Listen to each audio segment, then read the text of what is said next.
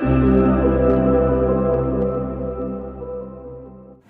દર્શક મિત્રો, મોનીબાર બ્લોગમાં તમારું સ્વાગત છે. અને આજે આપણે એવી વ્યક્તિ જોડે મુલાકાત કરવાના છીએ કે જેમનું નામ તો તમે સાંભળ્યું જ હશે અને જેમની કવિતા પણ તમે સાંભળી હશે. તો એ વ્યક્તિ સાથે મુલાકાત કરીશું, તો તમે આગળ વિડીયોને જોતા રહેજો. નમસ્કાર દર્શક મિત્રો, આજે અમે મળીએ છીએ કવિ જાનને. કવિ જાન, તમારું પૂરું નામ શું? હા, મારું પૂરું નામ છે જાદવ નરેશ કુમાર મોતીલાલ અને ગામ મલેકપુરથી આવું છું. બિલકુલ વડનગરના પડખે આવેલું મારું એક સુંદર મજાનું એક રળિયામણું ગામ છે મલેકપુર વડ. ઓકે, તો હવે કવિ આપણને એક કવિતા કઈ સંભળાવશે, તો ચલીએ એમના મુખેથી સાંભળીએ. નમસ્કાર.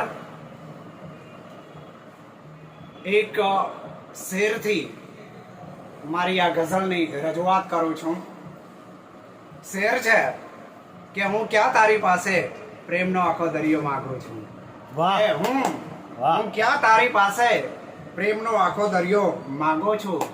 આ તું પ્રેમનું એક નાનકડું ઝરણું થઈ મને ચાહે ને, કે તું પ્રેમનું એક નાનકડું ઝરણું થઈ મને ચાહે ને, તોય બસ છે, તોય બસ છે. વાહ. અને ગઝલ છે, ગઝલનું શીર્ષક છે કે હું ચાલ્યો જઈશ. ગઝલનું શીર્ષક છે કે હું ચાલ્યો જઈશ. કે સૌના હૃદયમાં સ્થાન પામીને હું ચાલ્યો જઈશ. વાહ. કે સૌના હૃદયમાં સ્થાન પામીને હું ચાલ્યો જઈશ. કવિ છું. આ કવિતાની મહેક પ્રસરાવીને હું ચાલ્યો જઈશ. વાહ કવિ, વાહ. કવિ છું. કવિતાની મહેક પ્રસરાવીને હું ચાલ્યો જઈશ. અને આમ તો એણે ખાલી હાથે જ મોકલ્યો છે મને. આમ તો એણે મને ખાલી હાથે જ મોકલ્યો છે. જુઓ, સૌના પર પ્રેમનો વરસાદ વરસાવીને, કે સૌના પર પ્રેમનો વરસાદ વરસાવીને હું ચાલ્યો જઈશ. સૌના પર પ્રેમનો વરસાદ વરસાવીને ચાલ્યો જઈશ. હવે શેર સાંભળજો, બહુ અદ્ભુત શેર છે. કે ભલે હશે આ જિંદગીના ઓરડામાં અંધારું છતાં પણ, કે ભલે હશે આ જિંદગીના ઓરડામાં અંધારું છતાં પણ હંમેશા માનવતાનો દીપ પ્રગટાવીને હું ચાલ્યો જઈશ. હંમેશા હું માનવતાનો દીપ પ્રગટાવીને હું ચાલ્યો જઈશ.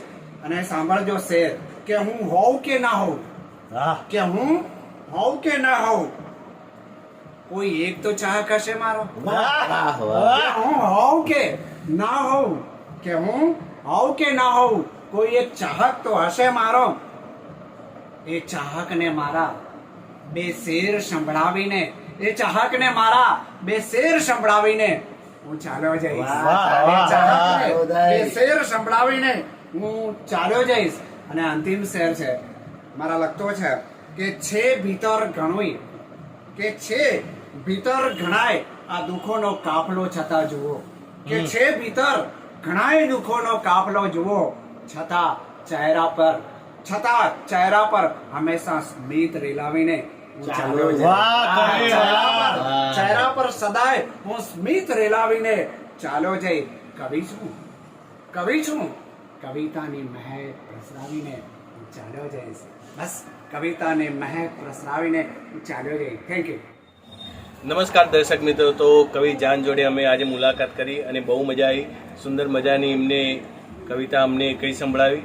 તો કવિ, તમે કેટલા વર્ષથી કામ કરો છો? સરસ તમે વાત કરી. આમ તો સાહિત્ય ક્ષેત્રે જ્યારે હું ધોરણ 9માં ભણતો હતો ત્યારે એક જુડકના ટાઈપ લખતો હતો. પરંતુ જ્યારે સાહિત્ય અકાદમી દ્વારા 2010ની અંદર જ્યારે ખેરાલુની અંદર કવિ સંમેલન થયું ત્યારે સૌથી નાની ઉંમરનો કવિ હું હતો. અને જે આપણા ગુજરાતના જાણીતા વાર્તાકાર જોસેફ મેકવાનના સાનિધ્યમાં મેં એક કવિતા પઠન કરેલી અને એમને મને આશીર્વાદ પણ આપેલા કે સમય જતાં તું તારું નામ રોશન કરીશ. તો આ હતા આપણા કવિ. તો કવિ, થેન્ક યુ સો મચ.